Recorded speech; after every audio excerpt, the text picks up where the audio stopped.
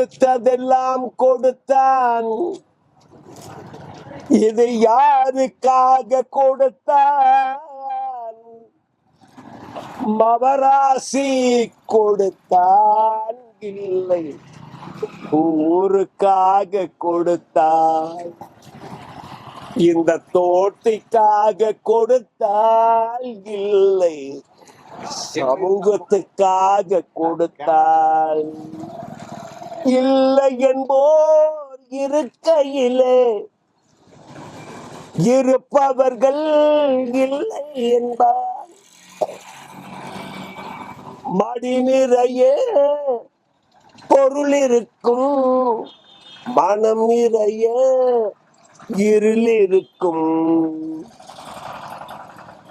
நான் ஆணையிட்டால் அது நடந்து விட்டால் இந்த ஏழைகள் வேதனை படமாட்டான். உயிர் உள்ளவரை இனி துன்பமில்லை, இந்த கண்ணீர் கடலிலே இளமாட்டார். அநேகம் பாட்டுகள் என்னிடத்தில்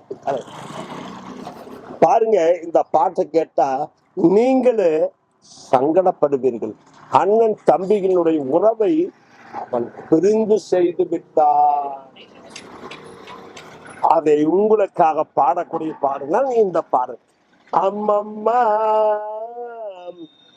தம்பி என்று நம்பி நான் உன்னை வளர்த்தேன். தாய் என்றும் பிள்ளை என்றும் தந்தை வளர்த்தாய். அது உனக்காக வாழும் பிள்ளை அல்லவோ. அம்மம்மா தம்பி என்று நம்பி அதை உன்னை வளர்த்தாய். பாருங்க, ஆச்சரியம்.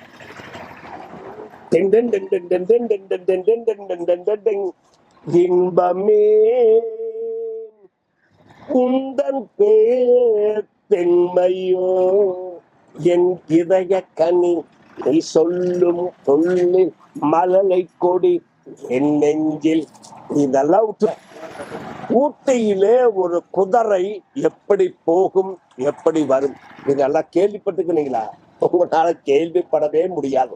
இப்போ இயேசு அந்த குதிரை எப்படி செல்லும் அப்படிங்கறத காமிப்ப, நல்லா பார்த்துக்குவோம்.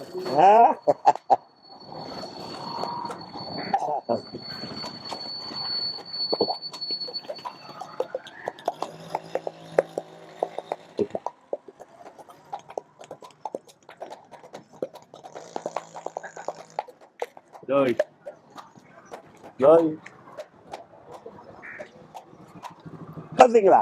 அடுத்தது உடுக்கை சமுண்டு. அம்பிகையே ஈஸ்வரியே உன்னை ஆலவட்டம் கோயில் கண்ட குங்கும சாவரை சொல்லி கர்த்தருடைய பாடலை போயிடுவாங்க. அந்த பாடலுடைய சமூகம் என்ன தெரியுங்களா?